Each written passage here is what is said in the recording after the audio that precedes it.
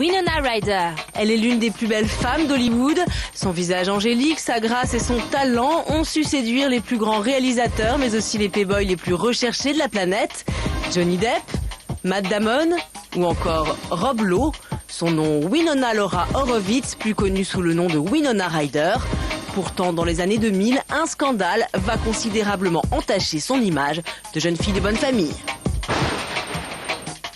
Décembre 2001, Winona Ryder est prise en flagrant délit de vol dans un magasin chic de Beverly Hills. Pour la sécurité, il n'y a pas de doute, les caméras de vidéosurveillance la montrent en train de subtiliser des vêtements et des accessoires de luxe pour une valeur de 5 500 €. Interpellée, Winona Ryder se défend d'une étrange manière. Elle déclare qu'elle a les moyens de s'offrir ces objets et ressort un ticket de caisse montrant qu'elle a acheté pour 11 000 € de produits quelques jours plus tôt. Une preuve qui évidemment ne prouve rien et surtout pas son innocence. L'actrice change alors de stratégie. Elle se serait en fait mise dans la peau d'une kleptomane pour s'entraîner pour son prochain rôle.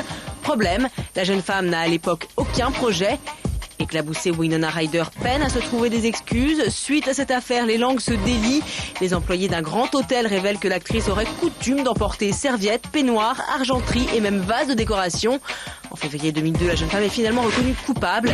Elle évite la prison de justesse et est condamnée à 480 heures de travaux d'intérêt général. Pour le public, c'est l'incompréhension. Lors de son procès, le juge lui lancera cette question lourde de reproches. Pourquoi avoir volé alors que vous aviez les moyens de payer ? Mystère. Winona Ryder mettra du temps à s'en expliquer, jusqu'à cette interview en juillet 2007 au Vogue américain. 2 mois avant les faits, je m'étais cassé le bras à 2 endroits différents. Pour calmer la douleur, le docteur me prescrivait des calmants et je les prenais de manière insouciante sans me rendre compte de leurs effets secondaires. Je vivais dans la confusion.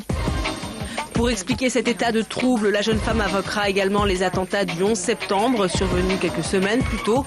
Pourtant, la star ne s'arrêtera pas là. 1 an plus tard, Winona Ryder est de nouveau prise la main dans le sac. Mars 2008, en passant le sas de sécurité d'un magasin d'Hollywood, son sac à main se met à sonner. Les agents y découvrent des produits de maquillage non recensés sur son ticket de caisse. Gênée, la comédienne finira par payer avant de regagner rapidement la sortie. Dans la foulée, elle quittera Los Angeles pour San Francisco en déclarant « Los Angeles me fait peur ». Pourtant, loin de s'assagir, Winona Ryder récidive quelques mois plus tard. En décembre 2008, lors de la soirée des Marie-Claire Awards à Madrid, la comédienne se fait prêter une bague et un bracelet Bulgari d'une valeur de 100 000 €. Une fois la cérémonie passée, la maison italienne réclame sa parure. Problème, Winona Ryder affirme l'avoir rendue à la réception de son hôtel, ce que contredisent les caméras de vidéosurveillance. Finalement, Bulgari ne portera pas plainte et l'affaire sera étouffée. Mais la réputation de Winona Ryder s'en trouvera sérieusement entachée. Âgée de bientôt 38 ans, l'actrice au visage angélique risque bien de traîner longtemps cette réputation de kleptomane multirécidiviste.